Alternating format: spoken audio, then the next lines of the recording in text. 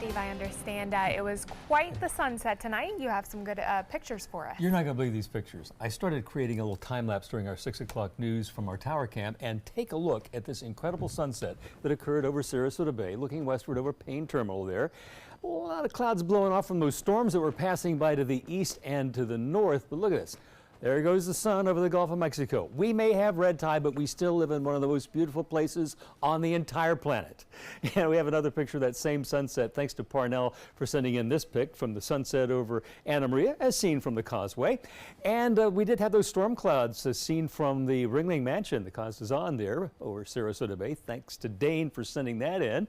And Cindy Desmond has this picture of a deserted Venice beach. There have been a lot of deserted beaches, but get out there, check our website, find out where it's the best, and go out there and try. You can always move on to another beach if it's not great. Now, please send in pics to mysuncoast.com. I'll be working this weekend. I'll try and get them on the air if you send them to me. 80, the current temperature, dew point 77, humidity 90%. It's still humid. And look at the advance of the storms across the state today. And there's that cluster that got us. At least some of us got some rain, a little bit of lightning. And there's some straggling showers. Most of the rain is now moving into the upper Keys. But we look at, there's one little cell that has been coming out of Mayaca River State Park just north of Northport. And it's approaching I-75 in Sarasota. But look at it, it's kind of wilting and as it goes along. There was a stronger cluster that went over Tampa Bay, now moving over Pinellas off Pinellas County into the Gulf of Mexico.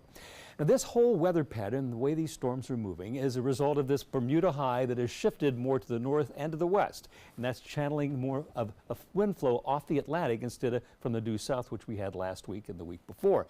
It's also bringing a lot of rain, flooding rain up and down the Atlantic seaboard, some episodes of severe weather up in the northeast, but it's keeping it mild up there, although Boston's high was 91, New York City 85, a lot of rain around Raleigh was 77. It was 102 at Bismarck, 110 at Phoenix, but Death Valley came in for the nation's hottest today with 120. Well, here's another East Africa wave moving out off into the Atlantic, but it is going to just wither because we have above normal water temperatures out here. Also, there's a lot of Saharan dust that's in the atmosphere, so this doesn't really have a chance of developing. In fact, this whole area of the Atlantic does not pose any major threat of tropical storm formation anytime soon. But as we move through the rest of August and into September, when we peak on the hurricane season, we need to keep our eye over the Caribbean, the Gulf of Mexico, and the Western Atlantic. But right now, it's all clear, really nothing we need to be worried about at this point. Now, our future cast that takes us through the weekend, we're going to start off tonight with those storms moving offshore, quiet overnight. But by tomorrow afternoon, another band of rain and thunderstorms looks like it'll develop. Saturday night, things calm down again once they move offshore. Then Sunday, the heat of the day builds up, and we have another outbreak of showers and thunderstorms moving offshore. Going out to the beach tomorrow in the open water, you can get out there and get away from it all in the Gulf. East wind in the morning, north in the afternoon to 5 knots, seas 2 feet, a light chop on bay and inland waters. If you get to a nice beach, it's going to have a high of 90, the water temperature 87, a UV index of 11. Here's my forecast for the rest of tonight. Clearing overnight, mostly fair skies, 75 the overnight low temperature, and tomorrow's high temperature, while it will officially be about 91, it's going to feel like 101 just because it's the time of year that happens. Here's your 7-day, 40, 50, 60, somewhere in there. That's your rain chances for the next several days.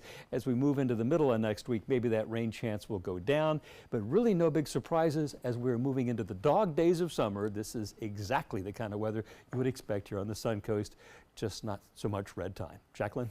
All right, thank you, Steve.